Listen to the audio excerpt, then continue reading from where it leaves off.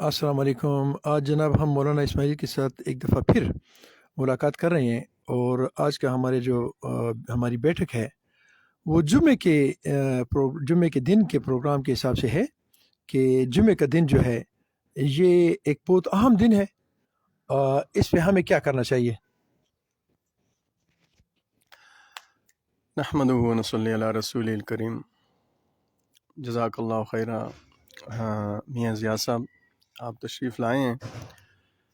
अल्लाह करे हमारा ये दर्स हिदायत का ज़रिया बने और मेरे आपके लिए, हम सब मुसलमानों के लिए अच्छे अमाल का ज़रिया बने।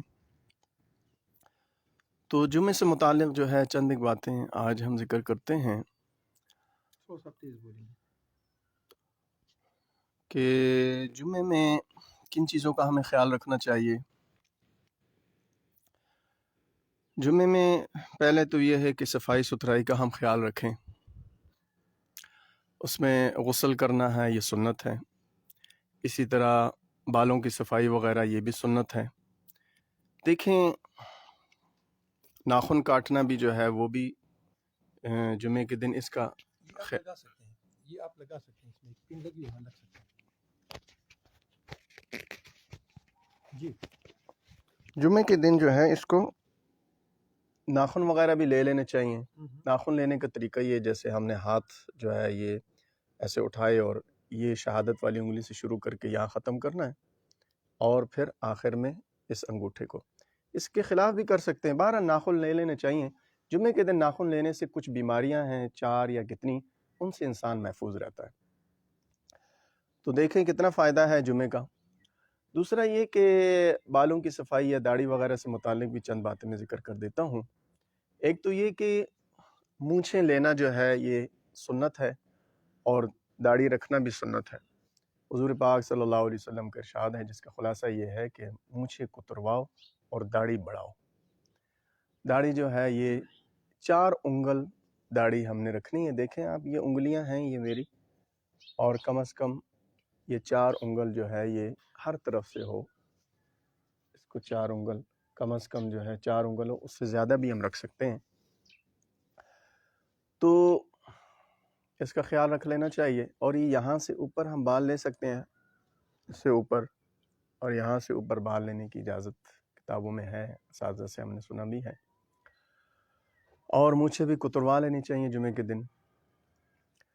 तो उसके अलावा ये है कि हम जो बालों पर कंघी करते हैं और बाल काटते हैं और इसी तरह नाखून है या जिस्म के कोई भी उज़्व है, उसको अगर हम किसी गंदी जगह डाल देते हैं तो इससे किताबों में ये बात लिखी है कि बीमारियां पैदा होती हैं।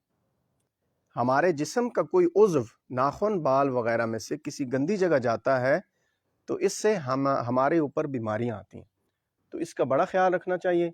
दूसरा ये कि हमारे घरों में ऐसा होता है कि लोग कंघी करके तो जो बाल होते हैं उसको ऐसे मचूमड़ बनाकर बंद करके जो है बाहर गली में फेंक दिया, कचरे में फेंक दिया। तो इससे ऐसा होता है कि बाज़ दफ़ा जो कचरा चुनने वाले होते हैं या कुछ और ऐसे लोग फिर रहे होते हैं जो बालों की तलाश में होते हैं, मैंने खुद अपनी आंखों से देखा है कि वो कचरे के ढेर पे, मैंने एक दफ़ा एक शख्स को देखा कचरे के ढेर पर, वो जो है वहाँ से बाल तलाश कर रहा था, बाल ले रहा था वहाँ से। मैं हैरान हो गया। तो मुझे पहले भी इसका अंदाज़ा था कि इन बालों के ज़रिए जादू किया जाता है।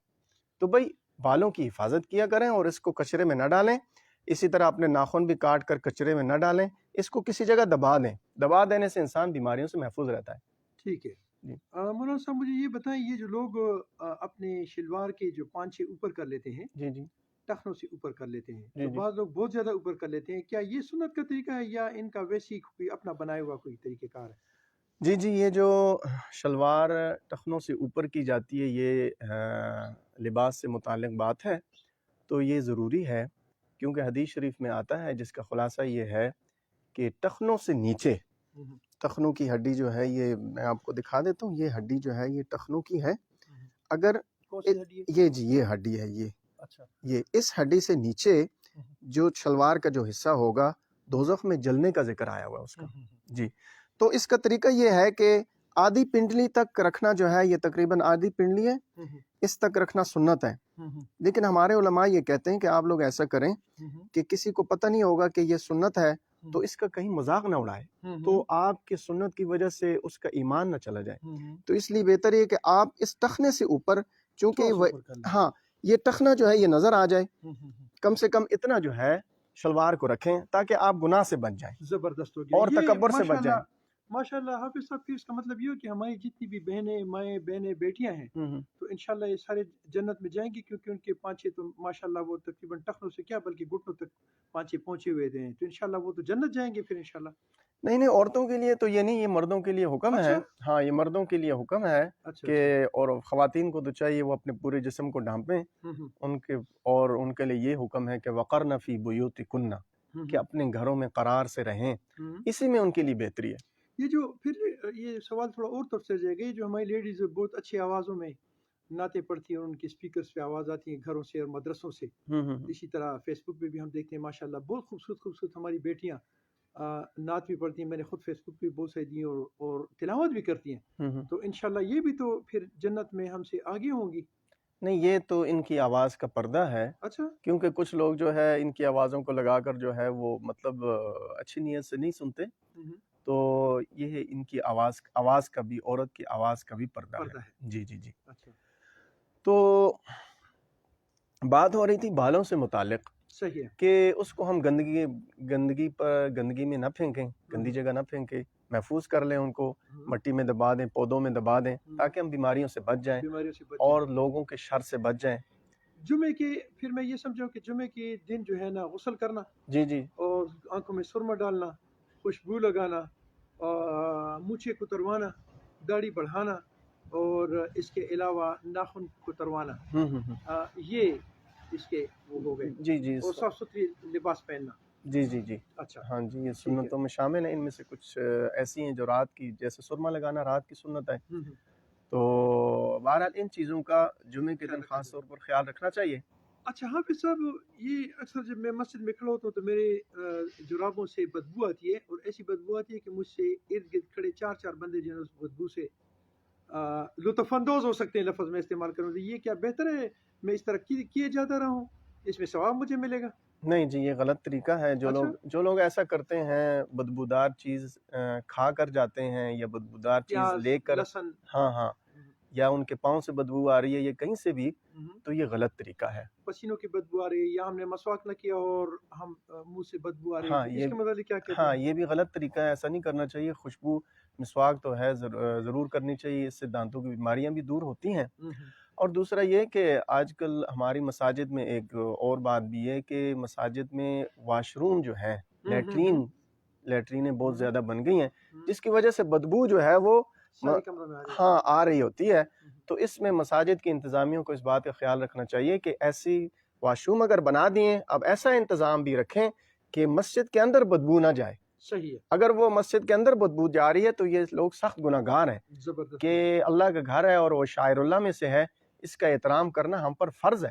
صحیح ہے۔ حافظ صاحب مجھے ایک اور چیز بتائیں آپ، کہ ہم اکثر ہمارے جوانوں نے، اب تو خیر ماشاءاللہ بڑے لوگوں نے بھی ہاتھوں میں مختلف قسم کے کڑے اور انگوٹھیاں ٹائپ اور آئی کس یو اور آئی مس یو اور گلے میں لاکٹ اور اس طرح کی جو چیزیں ڈالی ہوتی ہیں، کسی پہ وہ کیا اسے کہتے ہیں، کرسچین کو پلس لگا ہوتا ہے، اس طرح کی چیزیں نا، تو اس کے متعلق اسلام کا کیا حکم ہے؟ نہیں، اسلام تو ان چیزوں سے منع کرتا ہے، یہ تو ویسے ہی لوگوں کے وہم ہیں، توہمات ہیں، اس قسم کی چیزیں ہیں، ان کا کوئی بھی جو ہے نا اسلام میں ان چیزوں کا ذکر نہیں ہے۔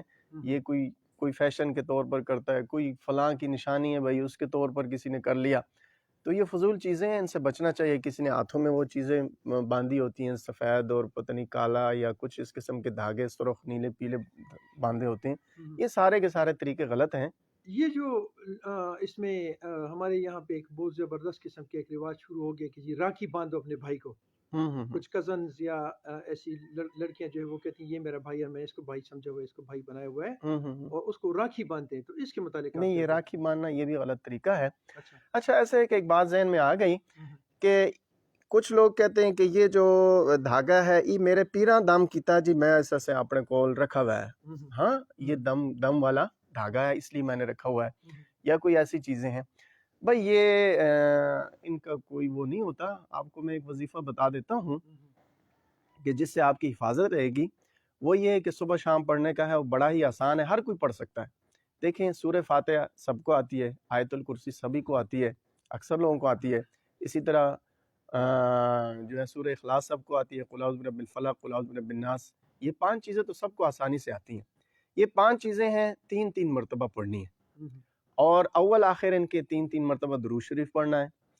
تو صبح کی نماز کے بعد پڑھ کے ہاتھوں پہ پھونک کے پورے بدن پر پھیر لے, اور شام کی نماز کے بعد ایک دفعہ پھر بتائیں. ہاں ایک دفعہ یہ دیکھیں سورہ فاتحہ 3 بار, آیت الکرسی 3 بار, سورہ اخلاص 3 بار, سورہ فلق 3 بار, سورہ ناس 3 بار. یہ سب چیزیں 3 بار ہو گئیں. اور شروع میں اور ان کے آخر میں ہاں اول و آخر 3 بار درود شریف یہ پڑھ کر ہاتھوں پہ پھونکے گا, اور پھر سر سے لے کر پاؤں تک پورے بدن پر پھیر لے. ٹھیک ہے. صبح یہ عمل کرے نماز کے بعد اور شام کی نماز کے بعد, تو انشاءاللہ کوئی بھی چیز اس کو نظر, تعویذ, جادو, آسیب, ہر قسم کی چیزوں سے انشاءاللہ یہ محفوظ رہے گا. کسی کے پاس جانے کی ضرورت اس کو نہیں پڑے گی. تو یہ ہمارے استاذ نے ہمیں بتایا تھا, اور یہ بڑا ہی اچھا عمل ہے. تو یہ چیزیں جمعے کے دن ہیں, ان چیزوں کا خیال رکھنا چاہیے. اور مسجد میں جماعت کے ساتھ نماز پڑھنے کا طریقہ یہ ہے کہ ہم مسجد میں آ گئے ہیں, اور صف باندھنے کا, صف میں کھڑے ہونے کا طریقہ یہ کہ امام کے پیچھے انسان کھڑا ہوگا بالکل. تو ایسے صف بنے گی, امام کے پیچھے کھڑا ہو گیا تو اس طرح صف بنانی چاہیے. یہ نہیں کہ اس طرف سے صف بن رہی ہے, کبھی دائیں طرف سے کبھی بائیں طرف سے صف بنا رہے ہیں, یہ طریقہ غلط ہے. حافظ صاحب, ہمارے یہ جمعے کی نماز کے بارے میں ہم بہت زیادہ کنفیوز ہوتے ہیں. کوئی کہتے ہیں 2 رکعت اور کوئی کہتے ہیں 14 رکعت اور کوئی کہتے ہیں جی 4 اور 4 فلاں یہ وہ. تو اس کے بارے میں تھوڑا سا بتائیں کہ جب میں جمعے کے دن نماز کے لیے مسجد میں آ جاؤں گا تو میں کتنی رکعتیں پڑھوں گا؟ ہاں سب سے پہلے جو ہے 4 رکعت سنت پڑھنی ہے. 4 رکعت سنت, ٹھیک ہے جی. ٹھیک, اس کے بعد 2 رکعت فرض امام کے ساتھ ہم پڑھیں گے. ٹھیک ہے جی. پھر 4 رکعت سنت پڑھیں گے. ٹھیک ہے. اور پھر 2 رکعت سنت. اس طرح یہ جمعے کی فرض اور سنتیں مکمل ہو جائیں گی. مطلب وہ جو 4 رکعت فرض ہیں بس وہ ختم ہو جائیں گی. ویسے تو ہم ظہر میں ہاں ظہر جو ہے نا عام طور پر جو ہے جمعے کے علاوہ جو ہے 4 رکعت فرض ظہر کے پڑھے جاتے ہیں. ٹھیک ہے. ٹھیک ہے.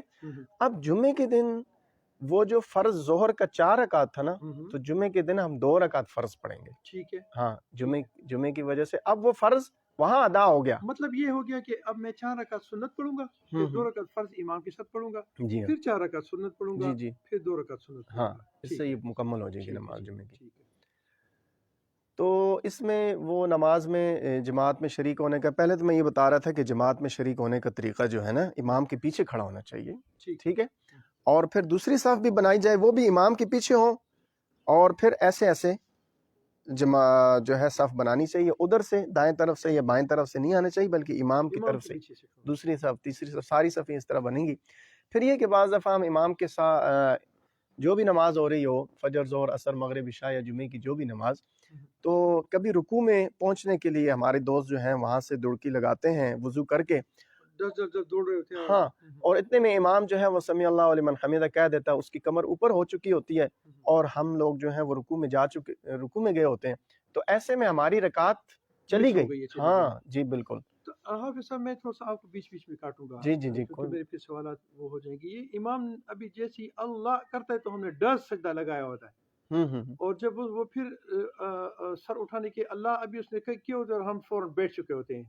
تو اس سلسلے میں آپ کیا کہیں کہ امام سے پہلے سجدہ لگانا, امام سے پہلے کھڑے ہونا, کیا میں انشاءاللہ جنت پہنچ جاؤں گا؟